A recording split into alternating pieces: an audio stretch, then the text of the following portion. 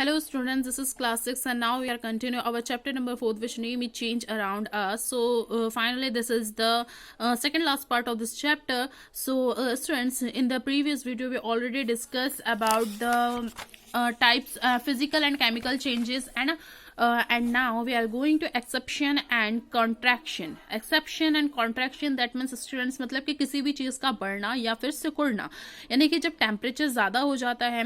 Look this image. Okay, मैं इस image के थ्रू समझाती हूँ. जैसे ये इमेज है, इसमें क्या हुआ है, ये जो ट्रेन की पटरी है इसके बीच में क्या कर दिया गया है, थोड़ा सा गैप छोड़ दिया गया है. दैट मीन्स ये कि जब टेम्परेचर बढ़ता है तो क्या हो जाता है, ये एक्सपेंशन हो जाता है. मतलब कि क्या हो जाता है, इसका जो इसके बीच का जो गैप है वो फिल हो जाएगा. यानी कि टेम्परेचर ज्यादा होता है तो ये जो लोहा है ये मेल्ट होके आगे बढ़ जाता है, यानी कि अपनी साइज में इंक्रीज हो जाता है. एक्सेप्शन का मतलब ही होता है increase in size and volume of material on heating. मतलब कि कोई भी ऐसा मटेरियल जो टेम्परेचर ज्यादा होने के कारण अपने साइज में क्या हो जाता है, इंक्रीज हो जाता है. And contraction that means decrease in size and volume of material on heating. और कॉन्ट्रैक्शन का मतलब होता है कि कोई भी ऐसा मटेरियल या फिर कोई भी ऐसे थिंग जो कॉन्ट्रैक्शन या फिर हीटिंग के कारण क्या हो जाती है, टेम्परेचर मतलब कि अपने साइज में कम हो जाती है. So that's called the contraction. Okay, now move ahead and read line wise line. What happens when you blow a balloon or pumps air into a compressed football? There is a change in size. क्या होगा, क्या जैसे आप जब balloon जो है उसको blow करते हैं, उसमें जो हवा भरते हैं तो क्या हो जाता है, उसका साइज जो है वो क्या होने लगता है स्टूडेंट्स, बढ़ने लगता है. Some materials change on applying heating, their size और वॉल्यूम बिकम मोर और लेस ड्यूरिंग एक्सपेंशन और contraction. For example metal, water and air expand on heating and contract on cooling.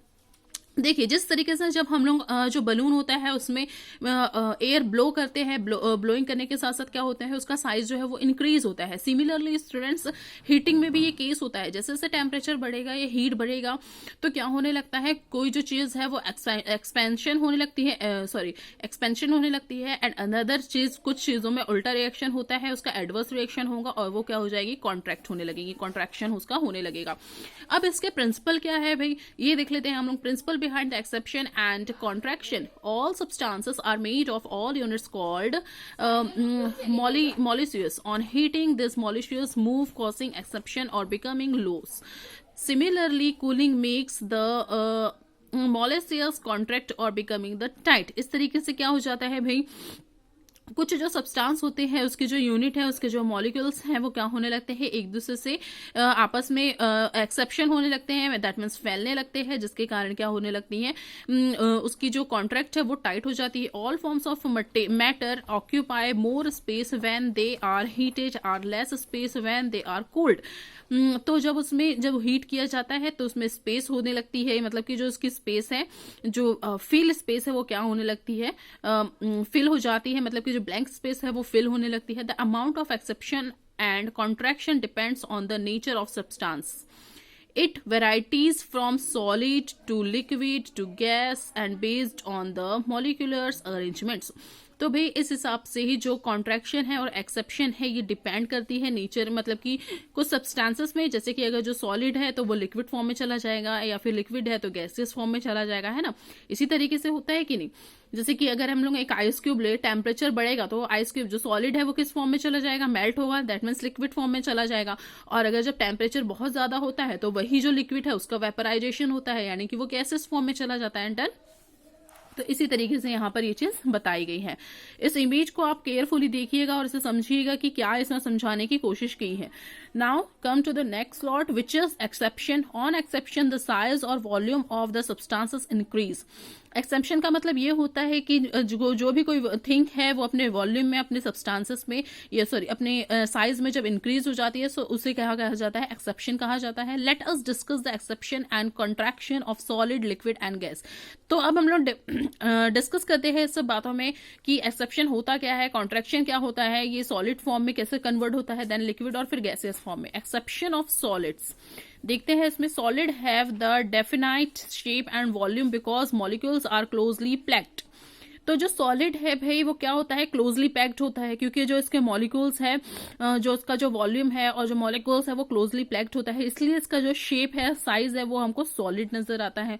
On heating this molecules move और little. अब जब इसको जब heat मिलती है तो ये जो मॉलिक्यूल्स है जो एकदम पास पास में चिपके हुए वो क्या होते हैं, इसमें मूवमेंट होने लगती है, थोड़ा बहुत इन लोग एक आसपास से खिसकने लगते हैं. So the exception in solids is least.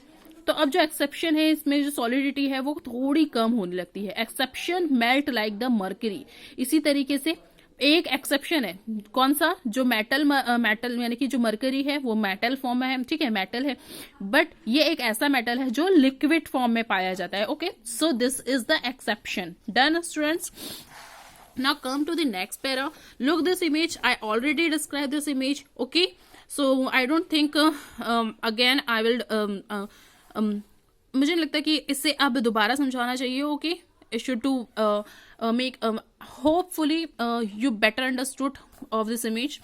Now come to the next part, which is exception of liquids. What is exception of liquids? Of course, as I already told you, when we heat the water, then how get it vaporize and it convert in the gaseous form. So this is also the term of this para. Okay, so liquid do not have the definite shape. जो liquid है वो अपने definite shape में नहीं होता है. Of course students, अगर आप जो वाटर है उसे जग में डालोगे तो वो जग का शेप ले लेता है, ग्लास में डाले तो ग्लास का शेप ले लेता है, अगर आप उसे एक बोल में डालेंगे तो उसको बोल का शेप ले लेगा, या फिर अगर आप उसे फर्श में बहा देंगे तो वो क्या होने लगेगा, फ्लो होने लगेगा. So liquid do not have a definite shape. जो लिक्विड होता है उसका कोई डेफिनाइट शेप नहीं होता है. The molecules are not very closely packed. इस तरीके से जो मॉलिक्यूल्स होते हैं किसके, लिक्विड के, वो क्लोजली पैक्ड नहीं होते हैं. On heating they expand more than solids. इस तरीके से जो एक्सपांड होते हैं वो मोर देन सॉलिड होते हैं. ओके, यानी कि इसके जो मॉलिक्यूल्स होते हैं वो सॉलिड के कंपेयर में ज्यादा फैले हुए होते हैं. The bulb of mercury thermometer has mercury which in liquid state और room temperature. When the bulb is placed into contact with a hot object or depend in a glass of hot water, the mercury in the bulb expand and rise up in the thermometer glass tube. This phenomena is also observed with water. अब भाई होता क्या है, देखिए, अगर हम लोग mercury लेंगे, दैट मीन्स लेट सपोज जब हम लोग डॉक्टर के पास जाते हैं, हमारी तबीयत खराब होती है, या घर में भी आप लोगों ने थर्मामीटर होगा, तो होता क्या है उसमें, मरकरी कब वर्क करता है, जब वो उसका जो पर्टिकुलर उसको किसी थिंग में जब डाला जाए, या फिर जो हीटिंग के कॉन्ट्रैक्ट में जब आती है, तो होता क्या है स्टूडेंट्स, जब वो हीटिंग के कॉन्ट्रैक्ट में आएंगी या फिर टेम्परेचर जब इंक्रीज होगा तो जो थर्मामीटर है वो भी क्या होता है, मेल्ट होके ऊपर चढ़ने लगता है. ओके, तो यही पूरा का पूरा जो केस है वो किसके साथ भी होता है, वाटर के साथ भी होता है.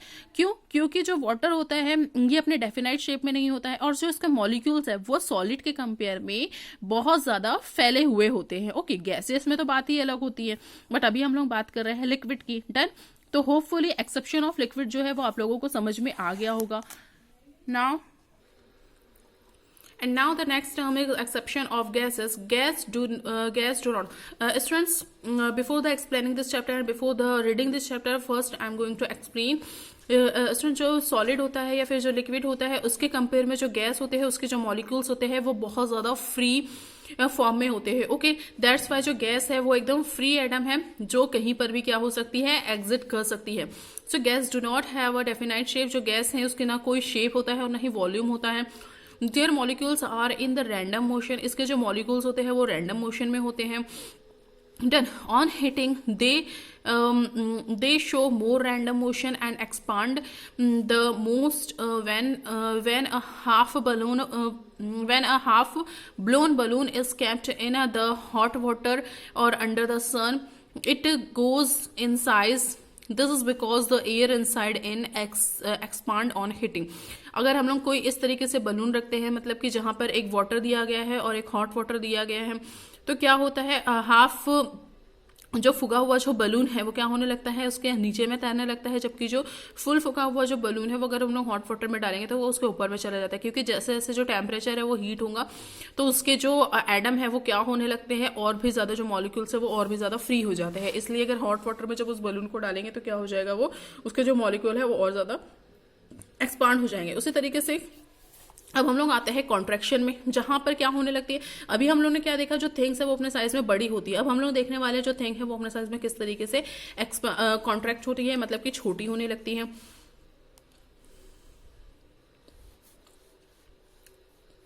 Contraction is just the reverse of exception. It is a change that occur on cooling. अब जो कॉन्ट्रैक्शन है ये अपोजिट है, मतलब कि ये तब होती है जब क्या होने लगती है, कूलिंग होने लगती है। ओके